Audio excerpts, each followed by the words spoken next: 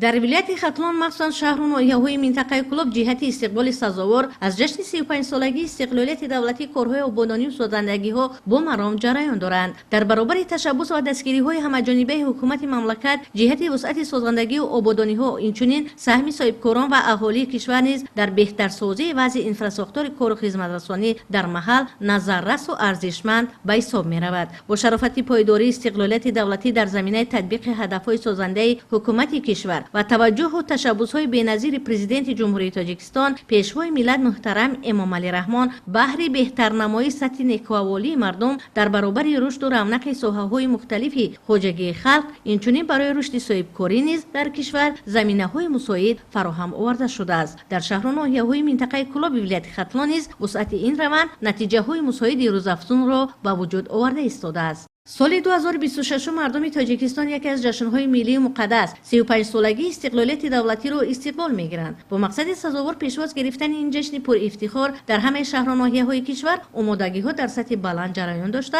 تدبیرهای بنیادکاری و سازندگی‌ها وسعت یافته ایستادند. از جمله در شهر و ناحیه‌های منطقه کلوب ولایت ختلان نیز در دایره استقبال این جشن فرخنده طبق نقشه چاره‌بینی‌های تهیه نموده مقامات اجرایی حکومت دولتی شهر و ناحیه‌ها، بنیادکاری و آبادانی‌ها با سرعت و صفت بلند جریان دارد. طبق معلومات از شمار انشاءات تعیینات گوناگون بنیاد شونده جشنی در منطقه کلوب بیش از 70% از حساب سهمگذاری‌های صاحبکاران به حساب می‌رود. اساسگذار وحدت ملی پیشوای ملت پرزیدنت جمهوری تاجیکستان محترم امام علی رحمان برای رشد صاحبکاری، دستگیری صاحبکاری پیوسته چاره‌های عملی بنماید. در نتیجه صاحبکاری سال از سال رشد یافته ایستاده و سهم صاحبکاران در کارهای آبادانی سازندگی نظررس میباشد. مورد ذکر است که در شهر کلوب نیز برای رشد صاحبکاری و فراهم آوردن فضای مساعد صاحبکاری چاره‌های ضروری عملی شده ایستاده‌اند. در سال 2024 از جانب صاحبکاران طبق معلومات زیاده از 70 انشاءات تعییناتی گوناگون با مبلغ زیاده 29 میلیون سومانی ساخته مورد استفاده قرار از آن جمله کارخانه‌های صنعتی، کارگاه‌های صنعتی، مرکزهای سودا و خدمت‌رسانی، بنیاد فرم‌های خردی و کلان چاره‌داری، بنیاد فرم‌های مرغ‌پروری، تعمیر راه‌ها، ساختمان پل‌ها و همچنین تعمیر نمودن مؤسسه‌های تعلیمی نیز از جانب آنها به سامان رسانده شد. تنها در دایره استقبال سزاوار از جشن 35 سالگی استقلالیت دولتی دوام 5 سال اخیر در شهر و ناحیه‌های منطقه کلوب از حساب صاحبکاران وطنی صدها انشاءات گوناگون تعیینات، بنیاد و موارد استفاده بری قرار داده شده است. از جمله بنیاد مؤسسه‌های تحصیلات میانه عمومی، کودکستان‌ها، بیمارخانه، مرکزها و بنگاه‌های سلامتی در جماعت‌های دهات، کشیدن خط‌های برق و آب تازه نوشاکی در دهه‌های دوردست، بنیاد کارگاه و کارخانه‌های صنعتی، مرکزهای خرد و بزرگ خدمت‌رسانی، تجدید راه‌های اتومبیلگرد سطح محل و دیگر انشاءات از حساب صاحبکاران وطنی با نظرداشت فراهمسازی شرایط معاصر با صفت بلند بنیاد گردیدند. سیاست سازندگی و بنیادکارانه پیشوای معظم ملت را مردم شرفمند تاجیکستان از جمله ناحیه میر سعید علی حمدانی درک و احساس و دستگیری نموده از پی آبادی میهن گردیدند. در شهر بوستانی کلوب نیز با دستگیری‌های صاحبکاران بهر بلند برداشتن سطح نیکوئاولی ساکنان انشاءات گوناگون تعیینات بنیاد شده و فعالیت پرداختند که در نتیجه هم جای‌های نوی کاری تأسیس یافته، هم حجم مجموع محصولات استحصالی افزون گردیده ایستاده است. پرزیدنت جمهوری تاجیکستان پیشوای ملت محترم امام علی رحمان همسالات در پیام سالانه خود وابسته به رشد صاحبکاری و دستگیری صاحبکاران دستور سپارش‌های مشخص داده در این زمینه صاحبکاران از امتیازهای مفید نیز برخوردار گردیدند. پیشوای ملت محترم امام علی رحمان در پایان نوبتی برای دستگیری و رشد صاحبکاری تا 1 ژانویه سال 2027 با همه سنجش‌ها و استودیوی سنجش‌های اندازی مراتور اعلان کرده. ما باور داریم که از این دستگیری نوبتی محترم پیشوای ملت صاحبکاران شهر دهات باز هم روح و الهام تازه میگیرند برای رشد صاحبکاری، سهمگیری در کارهای سازندگی و آبادانی تلاش می‌ورزند.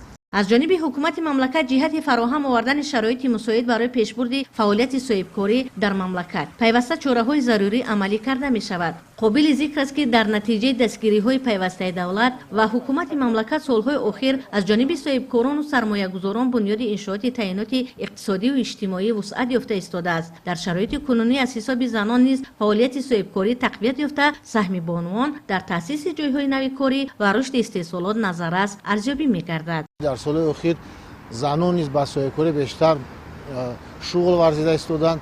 از روی معلومات زیاده 10300 نفر زنان در شهر دیوتی کلوب با صاحبکاری مشغول هستند. همزمان با نظر داشتیم که چکن با فهرست غیر مادی یونسکو وارد گردید و طلبات با مواد چکن سال از سال زیاد شده است. بسیاری زنان با کارهای خانگی یعنی با چکندوزی مشغول میباشند. در شهر 3 مرکز هنرمندی موجود است که آنها میتوانند محصولات استحصال نموده خود را به فروش برآورند. با دستگیری و سهمگذاری‌های صاحبکاران و تشبثکاری‌های ساکنان محلی در ناحیه میر سید علی همدانی نیز کارهای آبادانی و بنیادکاری‌ها با وسعت جریان دارد. بنیاد کودکستان‌ها در جماعت‌های دهات و مرکز ناحیه، فراهم آوردن شرایط مناسب تعلیم و تربیت و در همین زمینه مساعدت کردن در آماده‌سازی متخصصان ارزنده ساحه‌های گوناگون از حساب صاحبکاران نظررس میباشد. اینچنین در دیگر بخش‌های خواجگی خلق نیز سهمگذاری‌های صاحبکاران بر اعلی احساس می‌گردد. با دستگیری صاحبکاران محلی، با دستگیری اهالی و در اساس سپارش‌های حکومت جمهوری تاجیکستان در جماعت دیوت دشتگولا مسافه 4 کیلومتر اسفالت پوش کرده شدند. بعضا کوچه‌های داخلی محل‌ها آباد کرده شدند. ما از آن افتخار میکنیم که شرایط امروزه که در جمهوری تاجیکستان فراهم آورده شده است برای صاحبکاران، برای اهالی محل جهت تامین شرایط شایسته زندگی مهیا است و از این شرایط ما باید پرثمر استفاده بریم. در ناحیه بلندکوه مومن آباد نیز سهمگذاری‌های صاحبکاران محلی در بنیاد انشاءات ساحه معارف و تندرستی و دیگر انفراستراکچور کار و خدمت رسانی وسعت یافته ایستاده است. نتیجه چنین سازندگی‌ها سیمای ظاهری ناحیه را کلاً دیگرگون ساخته، جهت تامین فعالیت ثمره‌بخش و زندگی با ثبات اهالی شرایط ارزنده فراهم گردیده است. خوشبختانه در زمینه دستگیری‌های حکومت جمهوری تاجیکستان و سهمگذاری‌های صاحبکاران وطنی بیمارخانه مرکزی ناحیه مومن آباد با مقدار 10 میلیون سومانی از نوسازی کرده می شود. با استفاده از شرایط‌های فراهم آورده شده کوشش می نماییم که خدمت رسانی صفتناک طبی را به اهالی تامین نماییم. در زمینه دستگیری‌های حکومت مملکت دوره به دوره رشد صاحبکاری در کشور تقویت یافته. این عامل باعثی به تدریج در عملی گردانی هدف‌های استراتژیکی کشور که بهر کاهش دادن سطح کمبیزاتی و تامین زندگی شایسته مردم روانه شده است، همه‌جانبه مساعدت نموده ایستاده است.